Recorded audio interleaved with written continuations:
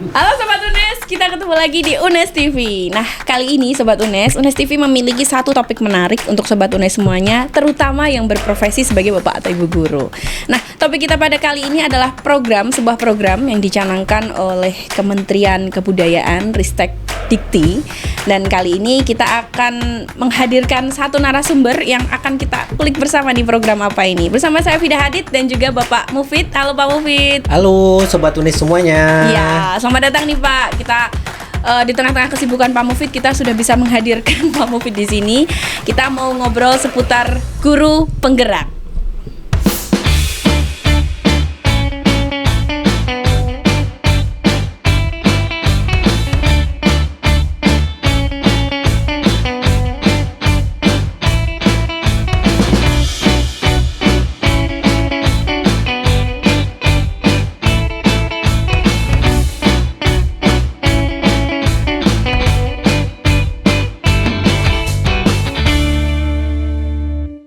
Oke, Pak Mufid, ngomong-ngomong kesibukannya apa nih Pak sekarang? Sibuknya ngajar seperti biasa, tapi karena ini dalam fase liburan, sekarang yang libur hanya anak-anak saja. Oh, okay. Jadi bapak ibu guru nggak ikut libur ya? Tidak diperkenan izin, boleh izin cuti, tapi tidak boleh libur selama durasi anak-anak libur. Oke. Jadi mempersiapkan perangkat pembelajaran dan beberapa kegiatan-kegiatan lainnya. Oke. Nah, Sobat UNES semuanya, ngomong-ngomong nih, Pak Mufid ini adalah seorang alumni dari Universitas Negeri Semarang. Dulu angkatan berapa, Pak? Saya lulus tahun 2007. 2007. Dan sekarang beliau sudah bekerja di sebuah SMK, SMK Negeri 7 Semarang, TST Bangunan. Nah, kebetulan beliau kita undang di sini sebagai fasilitator guru penggerak, betul? Iya. Ya, kita akan ngobrol lebih jauh lagi tentang guru penggerak nih, Pak. Nih, sebelumnya Sobat UNES mungkin asing ya, guru penggerak ini tuh sebenarnya apa sih, Pak? Mesti selain lawan katanya guru pendiam gitu kan? Oke, jadi guru penggerak itu sebuah program prioritas dari Kemendikbud. Jadi harapannya nanti di 2035 semua guru adalah guru yang menggerak. Guru yang menggerakkan, guru yang tergerak, bergerak, dan menggerakkan. Menggerakkan siapa? Menggerakkan dirinya dan ekosistem di sekolahnya. Jadi harapannya tuh dari Kemendikbud semua guru nanti akan menjadi seorang guru yang selalu bergerak. Bergerak bukan berarti kesana kemari, tapi pola pikirnya yang akan bergerak dan menggerakkan anak didiknya. Iya, ini bukan guru PGSD ya Pak, maksudnya bukan guru banget, penjasa. Bukan. Kemudian berarti program ini lahir karena apa? Apa yang mendasari program guru penggerak ini lahir? Yang mendasari program guru penggerak sebetulnya ada beberapa. Salah satunya sebetulnya kita kembali kemana? Kembali ke filosofi Ki Hajar Dewantara tentang pendidikan, di mana pendidikan itu adalah menuntun. Pendidikan adalah menuntun siapa? Menuntun kodratnya anak. Jadi sebetulnya disasar adalah kodrat anak yang sesuai dengan zamannya. Jadi guru harus bergerak, berubah, mengikuti zaman. Betul, salah satunya mengikuti zaman. Jadi sekarang selalu dicanangkan bahwa pendidikan itu bukan lagi teacher center, bukan, tetapi pendidikan adalah menuntun kodrat anak. Di mana kita biasanya selalu menekankan bahwa kamu harus bisa ini, kamu harus bisa ini. Kita tidak bisa mendidik ibaratkan ikan untuk terbang, nggak bisa. Ikan ya memang dia kodratnya adalah berenang dengan cepat dan sebagainya. Tidak bisa seorang guru mendoktrin bahwa kamu harus pintar matematika ya, nggak bisa. Bisa jadi dia potensinya bukan di matematika. Nah, disitulah ranahnya guru penggerak. Oke, ngomong-ngomong tadi guru penggerak adalah guru yang menuntun putra-putri didiknya untuk juga mengikuti zaman tentunya. Kalau zaman sekarang itu kan zaman generasi Z ya. Betul. Oke, berarti guru-guru juga harus mengikuti dengan pola generasi Z sekarang ini ya Pak ya?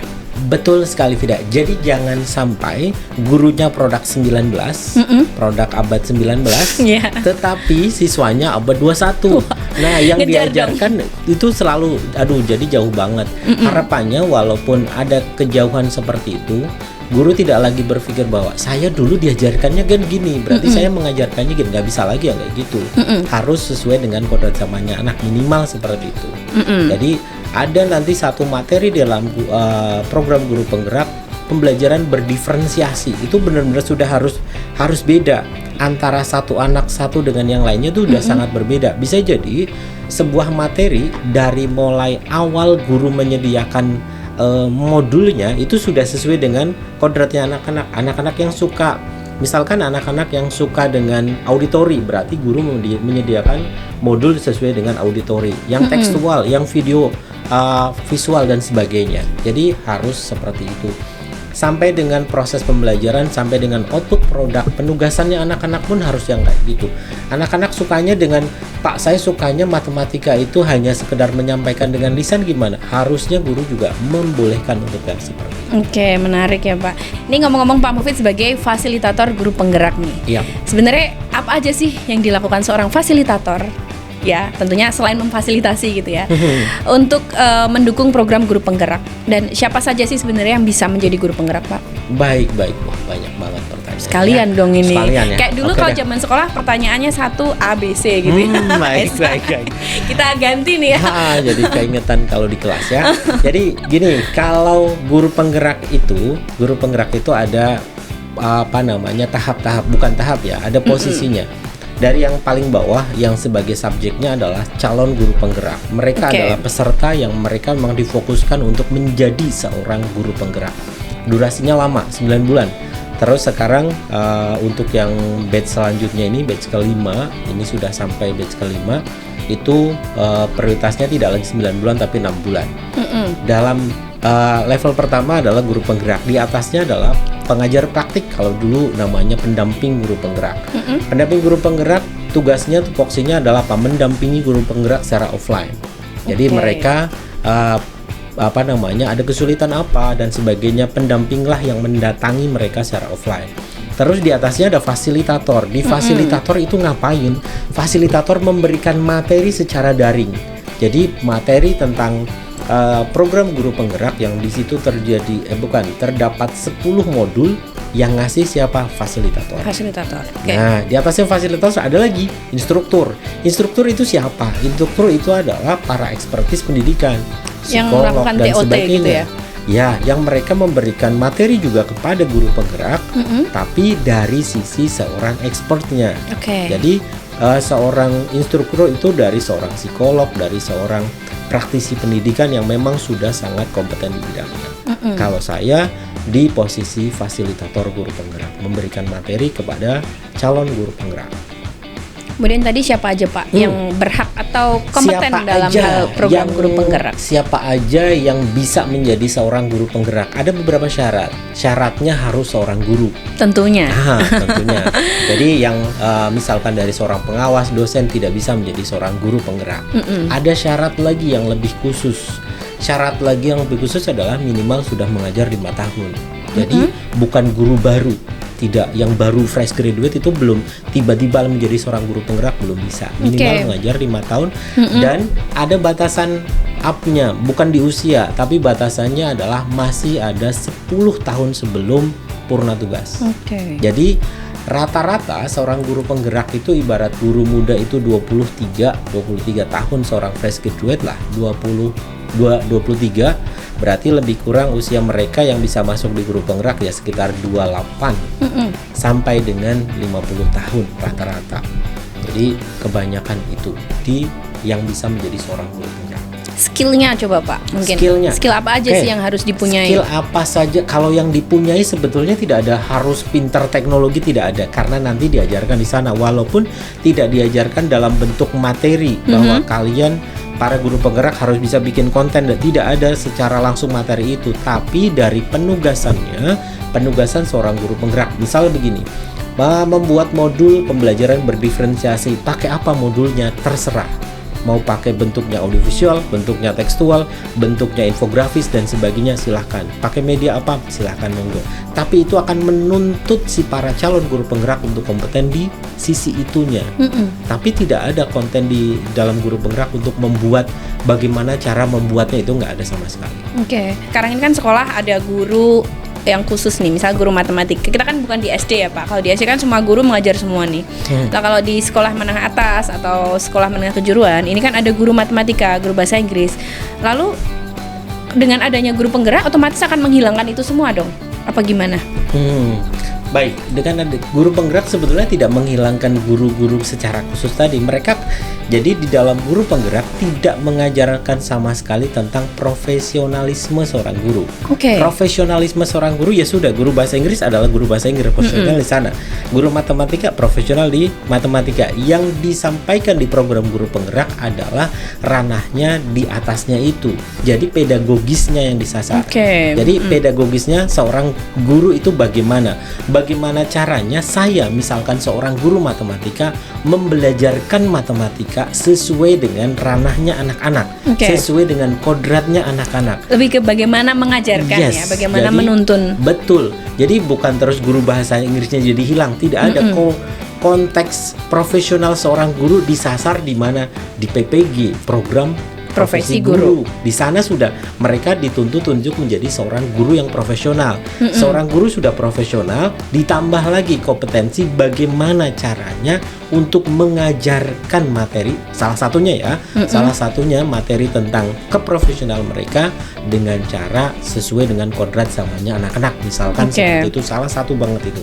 Karena ada berapa? Ada 10 modul di dalamnya.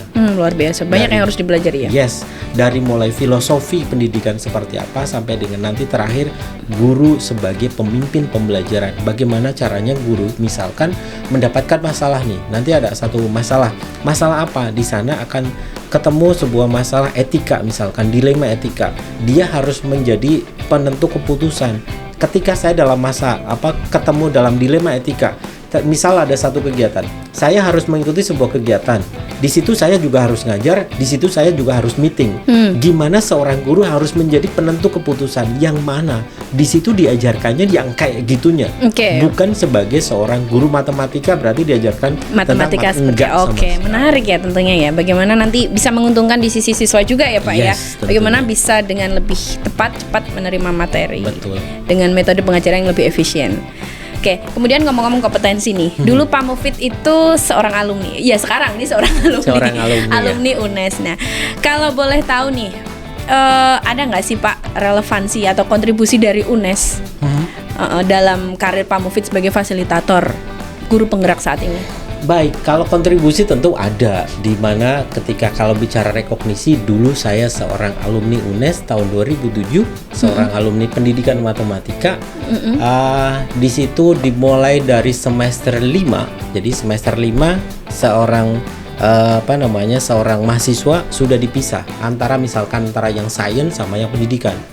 Di semester 4 semester 1 semester 4 materinya sama, materi tentang matematika misalkan ya. Nah, di semester kelima udah mulai dipisah sesuai dengan core-nya masing-masing. Kalau yang sains berarti ke matematika sains, itu pun nanti akan terpisah lagi antara matematika statistik terus apa itu pun lebih ke inti lagi.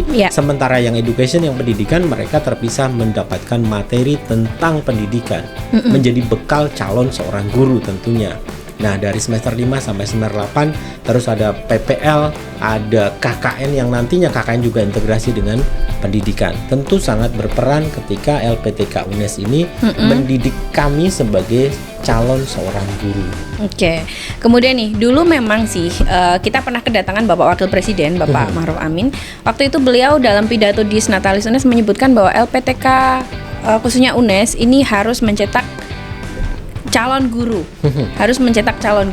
yang tentunya harus berkompeten. Saya harapkan UNES mampu menjadi lembaga pendidikan tinggi yang maju di berbagai bidang, terutama dalam pengembangan tenaga kependidikan sebagai LPTK penggerak yang menghasilkan guru dan tenaga pendidik profesional sehingga mampu mencetak SDM unggul, kreatif, inovatif, dan bersaing global, serta memiliki akhlak yang mulia. Kemudian nih, ngomong-ngomong harus mencetak calon guru tuh sebenarnya apa aja sih yang perlu dipersiapkan oleh Sobat UNES yang saat ini masih menjadi mahasiswa, khususnya di bidang kependidikan, yang nanti arahnya kan semua ke guru penggerak.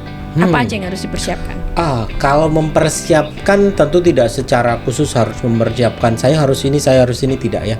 Itu nantinya akan mengalir ketika seorang mahasiswa sudah menentukan bahwa saya passionnya ada di pendidikan, nanti jiwanya akan mengalir sendiri kok. Ketika dikasih materi tentang materi pendidikan, jiwanya akan terpanggil sendiri dan akan mendapatkan jauh lebih baik ketika nantinya teman-teman mahasiswa ini yang ketika lulus kan belum menjadi seorang guru profesional, mereka harus ditempa lagi di PPG, program profesi guru. Nah, di PPG itu juga akan diinsertkan materi tentang guru penggerak.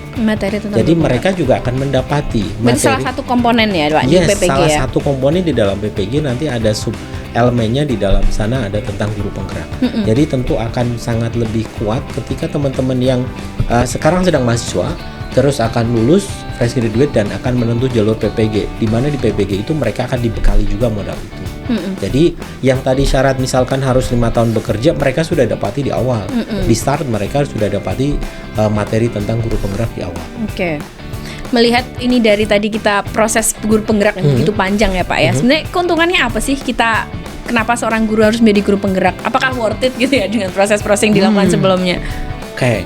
Kalau masalah worth it dan tidak kembali lagi ke personal. Jadi kalau masalah perubahan paradigma tentu sangat worth it ketika kita mempelajari tentang materi guru penggerak. Di dalamnya materi dari mulai tadi saya sampaikan dari mulai filosofi sampai dengan nanti terakhir materinya tentang materi bagaimana seorang guru menjadi pemimpin pembelajaran.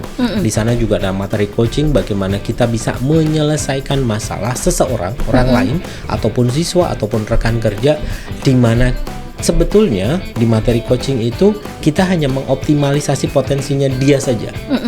Siapapun bisa menjadi coaching. Coaching di sini bukan coach seorang pelatih sepak bola misalnya, no.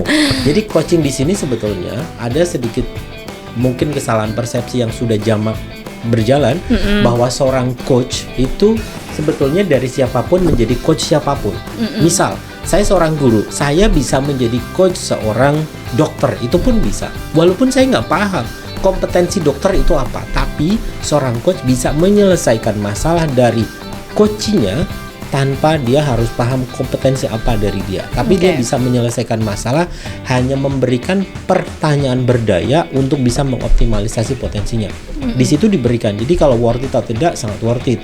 Terus kalau bonusnya, nih cerita bonus. Kalau tadi tentang kompetensi, bonusnya adalah kebijakan dari Kemendikbud sekarang, Kemendikbudristek, bahwa syarat untuk jenjang karir seorang guru. Jenjang karir seorang guru syaratnya sekarang hampir semuanya menggunakan sertifikat guru penggerak. Contoh sederhana, LP2KS, lembaga untuk pelatihan kepala sekolah, itu sekarang menjadi tidak ada, dilebur menjadi BBGP, Balai Besar Guru Penggerak. Jadi yang tadinya seorang guru akan menjadi kepala sekolah harus mengikuti kediklatan kepala sekolah selama jenjang waktu tertentu, sekarang tidak lagi. Syaratnya harus punya sertifikat guru penggerak untuk menjenjang karir tersebut di kepala sekolah, di pengawas dan sebagainya. Syaratnya itu. Jadi kalau cerita bonus, itu bonus, bukan utama sih. Jadi kalau yang utama apa? Kompetensi untuk menggerakkan tadi, tergerak, bergerak dan menggerakkan ekosistem pendidikan. Nih Pak, ngomong-ngomong, sebelum Pak Mufid datang nih, kita udah kepo-kepo dulu nih sosok Mufid ini. Ternyata beliau juga sering membuat media pembelajaran, ya. Terus kita kaitkan lagi dengan guru penggerak. Apakah guru penggerak juga dituntut demikian? Harus aktif membuat media pembelajaran seperti itu? Aktif membuat media pembelajaran nantinya akan secara otomatis sebetulnya, bukan dituntut sih sebetulnya, bukan dituntut untuk membuat sebuah media. Media pembelajaran itu hanya salah satu sub saja. Jadi seorang guru penggerak, seorang calon guru penggerak ketika digembleng selama durasi tadi 9 bulan sekarang menjadi 6 bulan dengan lebih kurang 300 JP proses pelatihan itu, nanti akan secara otomatis guru tersebut harus berkompeten di salah satunya. Membuat media pembelajaran. Salah satunya. Jadi kalau dituntut harus bisa, tuntutan dari program ini nggak ada sebetulnya. Tuntutan secara khusus harus membuat media, tidak. Tetapi akan secara otomatis ketika tadi kita memberikan pembelajaran menuntun kodrat anak. Kodrat anak sekarang adalah gadget misalkan. Kodrat anak adalah gadget. Gadget tidak bisa lepas dari dunia anak-anak. Bagaimana caranya seorang guru bisa masuk ke ranah konten tadi kalau guru tersebut tidak bisa membuat media sesuai dengan kodratnya anak. Jadi sebetulnya nanti akan automatically dapat, akan kompetensi itu akan melekat ke mereka. Jadi seorang guru penggerak apakah nantinya akan menjadi jago? Jago sih mungkin belum ke jago, tapi setidaknya dia sudah berpikir, oh kayaknya kalau materi ini lebih cocok saya mengajarkannya pakai media ini deh. Oh kalau saya seperti ini, ada masalah ini, kayaknya penyelesaiannya ini deh. Itu nanti jadi automatically setelah mereka dicuci otak pada petik ya, dicuci otak selama durasi itu tadi, akan mendapatkan banyak hal-hal otomatis. Tidak cuman media sih, bisa juga dengan karya tulis ilmiah, bisa juga dengan anak, karena semuanya dituntut dengan menggunakan media karena mereka semua penugasannya by LMS. Jadi semuanya bentuknya soft file, bentuknya tidak ada bentuk hard yang dikumpulkan di sistem, kan nggak ada, semuanya bentuk soft, bentuk video, bentuk karikatur, bentuk infografi dan sebagainya, sehingga itu menuntut teman-teman harus kompeten di situ. Oke. Jadi akan otomatis deh nantinya. Actually guru harus yang lebih peka terhadap apa sih ini maunya nih anak gitu ya. Banget. Jadi guru akan menemukan titik itu. Oh, ternyata dari 36 anak saya satu kelas misalkan, ternyata bisa saya bagi nih. Anak ini ternyata auditori, anak ini ternyata audiovisual, anak ini ternyata tekstual. Nanti guru akan menjadi seperti itu. Oh, saya berarti ngajarkan Budi nggak bisa nih pakai cara ini, ngajarkan Andi saya nggak bisa nih pakai cara ini karena dia modelnya kayak gitu. Dan disitulah peran seorang guru yang menjadi penuntun kodratnya anak-anak.